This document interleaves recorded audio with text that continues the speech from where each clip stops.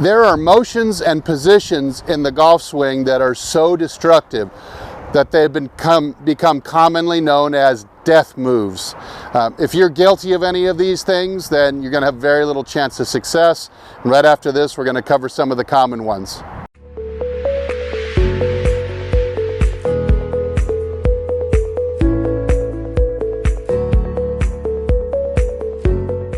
Hey, this is Steve with HitItLonger.com. Today we're talking about death moves.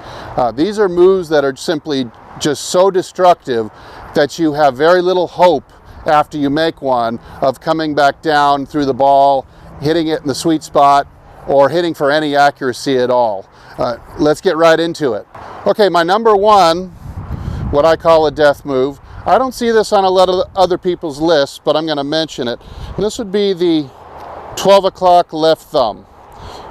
So, as we know, most golfers slice. And I rarely in my teaching, maybe if golfers are 10 golfers I'd say only 1 out of 10 is going to be off to the strong. I'd say the other 9 are going to be off to what we would call the weak or turned under to the left. So the typical golfer comes in with a 12 o'clock grip and they already are so far behind the 8 ball in terms of squaring the club face coming back down that it's highly likely that they're going to slice the ball, leave the face open, and go off to the right for a right-handed golfer. Okay, another death move that's really common is a takeaway that goes up and away instead of around on an arc. So let me show you what I'm talking about here. Let's say I've done everything with my setup. And ideally, we'd like to get the club going back low on an arc like this, arcing away more in a circular motion. But I'll see a lot of people will take it back up and away. So up and away, yeah, there's a few people in history that have turned that into a really good swing coming down. But boy, the move you have to make, the athletic move you have to make to drop it back in the slot again is just simply way too much for most golfers. Typically what they'll do if they take it up and away is they're going to come right back down the same way and they're going to hit down and across. And then combined with the first one with the weak grip, then that combination is really going to give you a bad slice. Okay, the next 2 death moves that we want to talk about have to do with the feet. So number 1, just the alignment of the feet.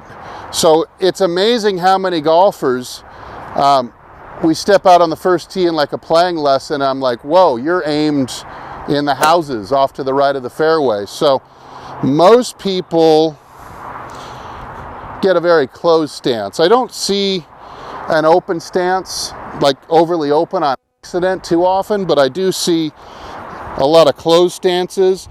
And then that just leads typically to the over the top steep move as well. When you get your feet too far to the right, your brain instinctively knows that you're trying to go to a certain target, and so it's going to correct your swing almost automatically, subconsciously, to get you going where you're supposed to go. And that just leads to the over the top. And there's a third thing that sometimes they all come together, those first 3 things, but all 3 of those things tend to lead to your slicing ball. So another death move that can be made at the feet is in the takeaway or the backswing when the right foot rolls and gets to the outside, where the pressure gets outside the midline of the foot.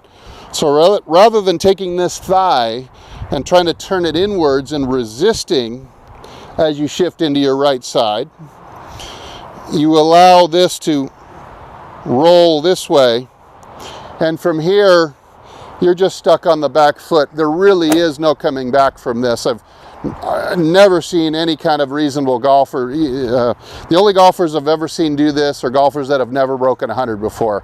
So absolutely make sure that you're not doing something like this, and lining your feet up straight as well. Okay, another death move that might be more difficult to diagnose. You're going to need like a slow-mo video for this. It's even hard for someone just watching you to tell if you're doing this or not. But this happens on the downswing if my left arm gets too far away from my pocket. Do you see, it's not under my shoulder anymore. Ideally, I want the arm to be under my shoulder, like this as I come back in. But if it gets out here, the result is going to be a very tall shaft, and again, an open face. Very, very difficult to get the face square when the arm gets way out away from you. Let me see if I can hit one the right way, with the arm staying under my shoulder.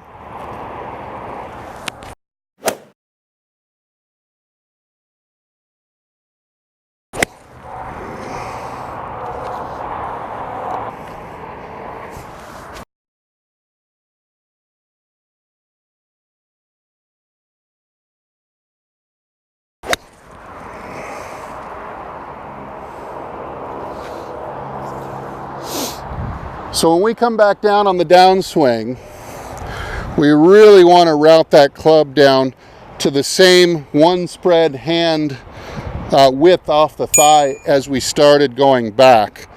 If the arm gets way out here and the handle is moving out of position, it's going to be really difficult not only to get the club face square, but really difficult to generate your maximum power out of that as well. Okay, and one more death move that can be also hard to diagnose. You're going to probably need a slow-mo camera for this one as well. Difficult to detect because it's coming into impact when the club is it's moving too fast. You might not be conscious of it, may not know what it feels like compared to its correct counterpart, and it might also be difficult to the naked eye to diagnose too, so not every teacher will catch it either. And that is when the handle of the club going through the impact zone either drives right at second base, or even worse, right of second base. So the idea of extending the club straight down the fairway, I think, is a death move. I would not follow that advice. Ideally, we would like to get the handle of the club exiting immediately left this way, because that's what's going to give the club head its leverage to come around and square up. So the handle should immediately be moving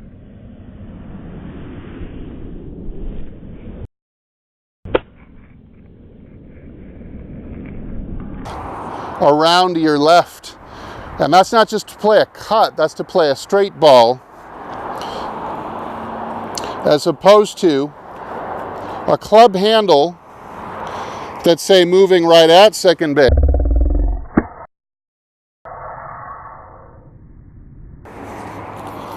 I could feel the difference in the forces there big time. What that's going to do is it's going to tend to cause you to have to flip the club over to get it square.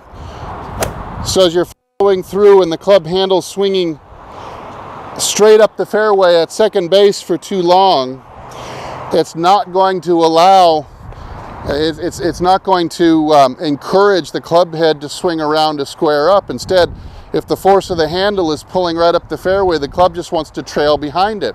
It never will get the force to come around and square up. It's only when the handle is curving do you get the impetus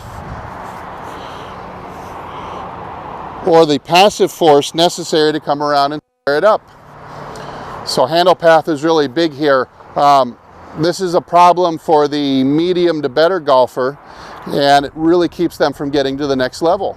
So those are 5 pretty harsh death moves that I encounter most every day in my own teaching. There's more out there, and I'll cover more in a video to come. A lot of moves that are pretty destructive to a golf swing and kind of mess you up to the point where you just can't recover to have any kind of consistency at all with the flight of the ball. Hey, thanks for watching. I hope you'll consider giving this video a like, maybe hitting the subscribe button down underneath.